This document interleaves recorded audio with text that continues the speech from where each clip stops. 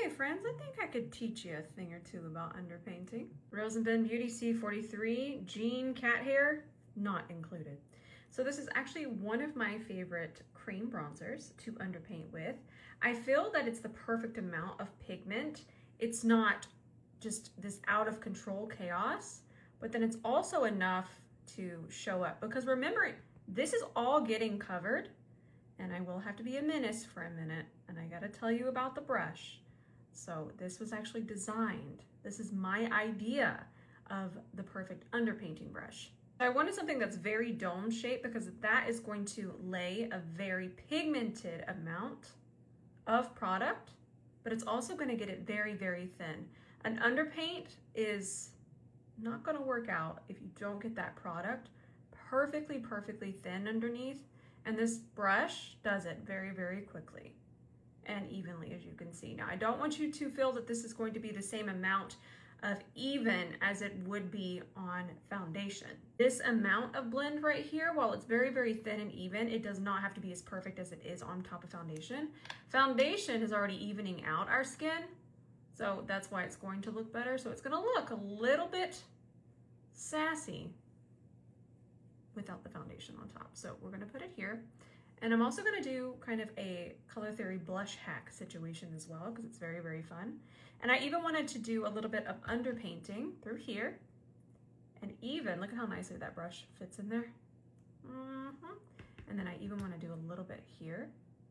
But everything that I've just talked about, I want you to just take away that it's just important for the product to be smoothed out. That's the number one. Get it nice and thin across the skin.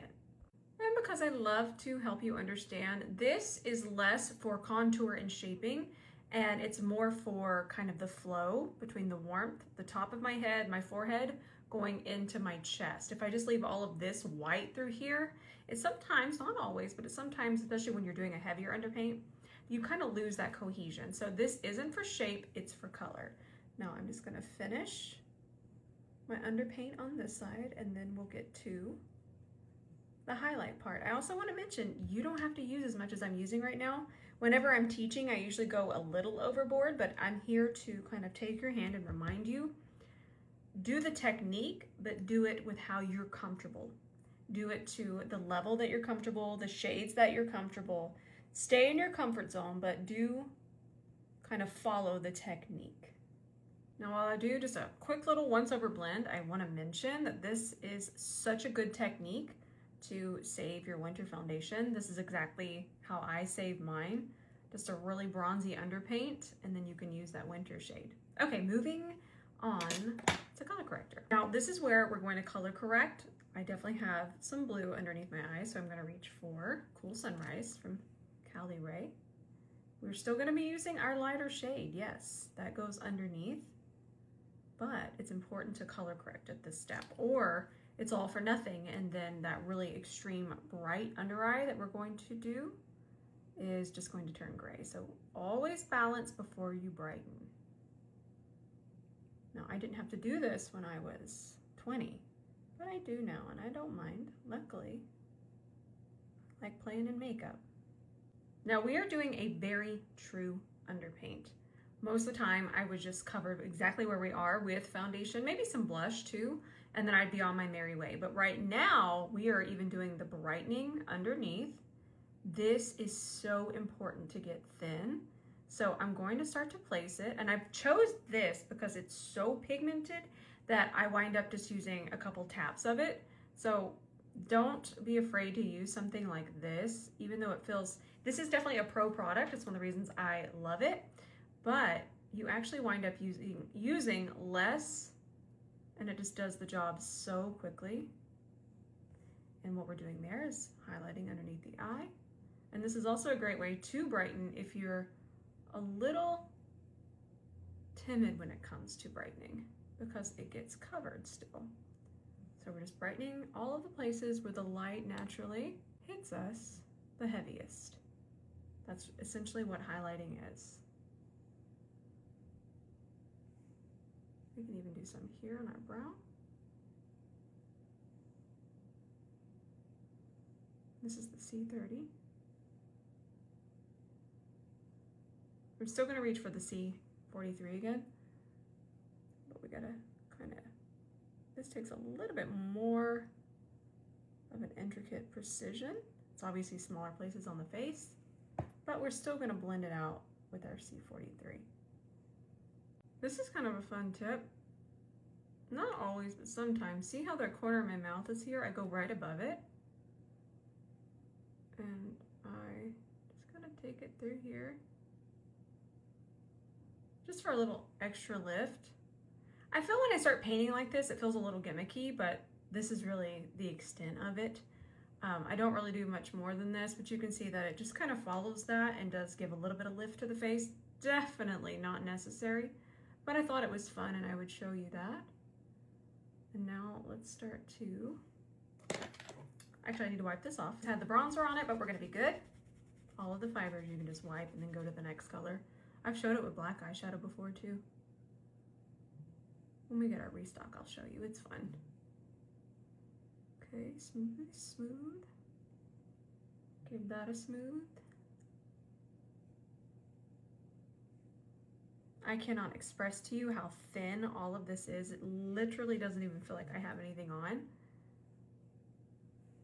I feel like underpainting can be intimidating because it does feel like so much product, but then it actually is already a layer. It's a base layer essentially, so you wind up wearing, cat hair, you wind up wearing such a small amount of foundation, and then it kind of takes a lot of the guesswork out.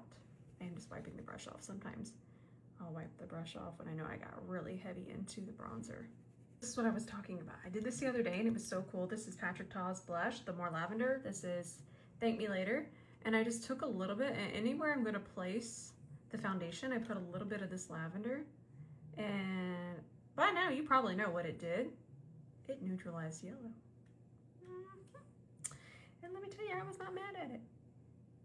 It's also really, really bright, so it has quite a bit of a white base, and it's also not wildly pigmented, but it's enough to kind of neutralize any kind of yellow, but it doesn't really show up as blush. So if you're wondering, well, I don't want blush there, and I go, listen, this is color corrected, this isn't the blushing part. I actually like to put the blush on top of an underpaint usually, unless I'm doing color theory and correct or neutralizing yellow right now. There's a method to my madness. I just gotta walk you through it. Heck, I'm walking myself through it. I'm gonna use my Givenchy foundation, the Glow Serum. This is shade 3C. Now, if you don't want to touch your face or you're doing a client's face, you would just obviously use a brush. I'm okay to use my finger, but you're gonna notice that I do some swipes. That way I'm already getting that foundation smoothed out. You could even use a spatula. You could definitely use a spatula. I make a spatula. But you kind of want to go around the edges. And getting this part smooth right now really does make a difference in terms of the blend, instead of just doing like a big clumpy dot. I promise you it makes a difference, and you actually wind up wearing less.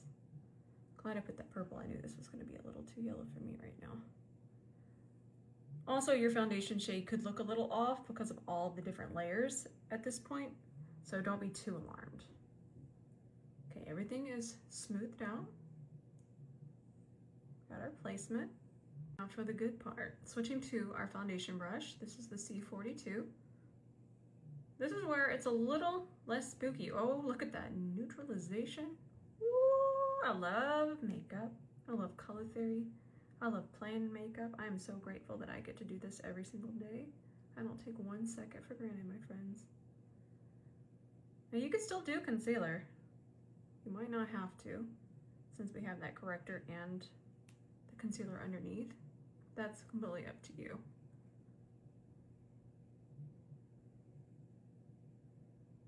I'm just letting it go. I don't really have much to say. Pressing is important. See how I'm not swiping? Pressy, no swipey.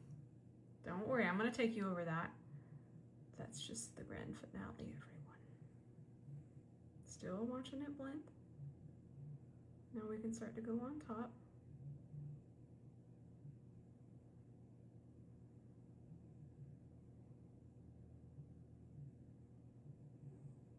Definitely want to do some tappy taps under here.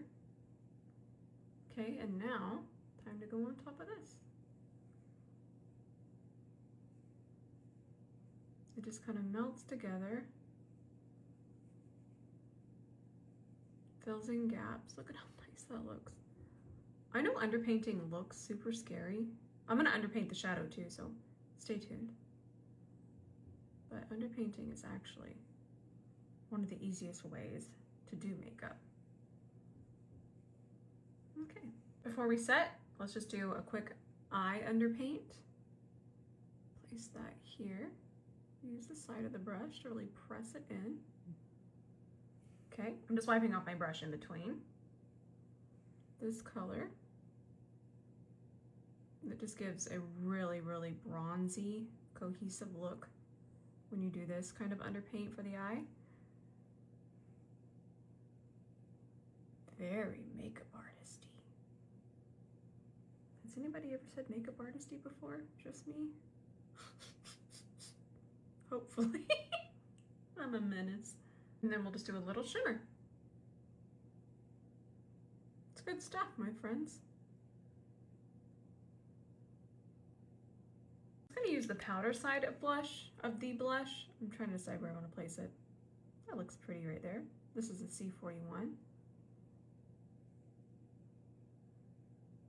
And it might be kind of big for a blush brush, but kind of the idea here is the way it's going to pick it up and transition for you. So you need a brush that's a little bit bigger. Sometimes, I mean, I even have a brush like this. Well, I used to have a brush like this. Daggum created the thing and lost it. I do want to show you something. There's this shape, and while I love it so much, I have my interpretation of it.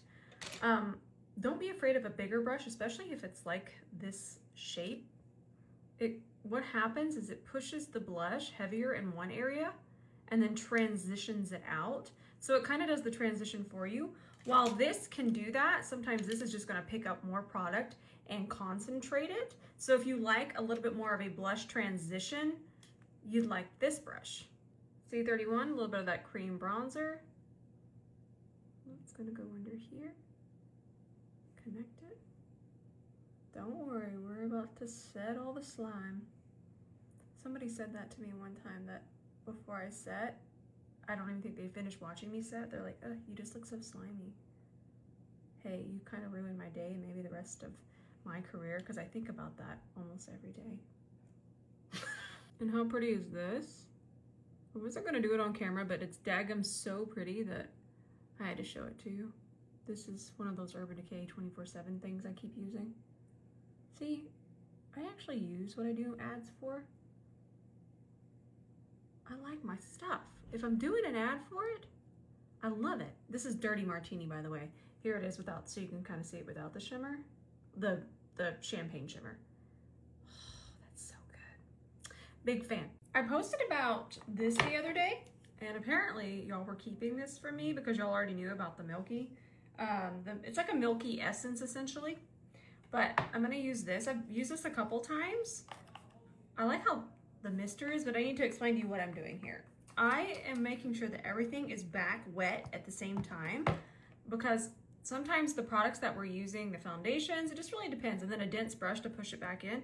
But this is making sure that everything is at the exact same dry time, because some things dry faster, some things dry slower, and then that's when setting gets really, really cakey. But take a dense brush and just make sure that this is nice and pushed in. I'm not really blending as much, I'm just pushing that mist, I don't know what it's called, the mist in, the mist. This is my favorite setting powder ever. I love it so much. And, oof, are y'all ready? Look at this. And then you just set. And see how it's not as heavy as you think? You can still even see my freckles. You could have added more concealer, less concealer. You can really tailor an underpaint to whatever you're comfortable to. But I am just gonna reiterate one more time, it is about getting the layers super duper thin, but without losing the pigment, because there's really no point of underpainting if you're using a big fluffy brush that kind of just fluffs everything away. So the brush that you underpaint with really does make a difference. Now y'all know I just like to tinker and mess around, but I do like to grab a powder foundation very close to my skin, and I just kind of place it. This brush is coming soon, isn't it nice? I think it's nice. I like to place it where I just want a little extra blur and transition. And anytime you're using a more pigmented powder, it kind of gets in there. And what blur really means is to fill in gaps.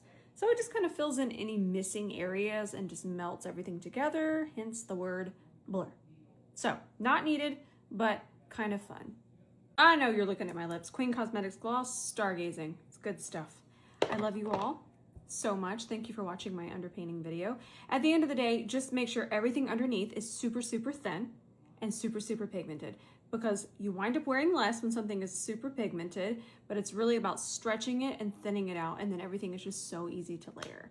Underpainting is a lot less scary than you think. In fact, it can sometimes be easier because you're kind of creating that canvas and then hiding it. Think about that. I love you with all my heart. Thank you for watching these long videos because I really love doing them. I love you. Bye for now.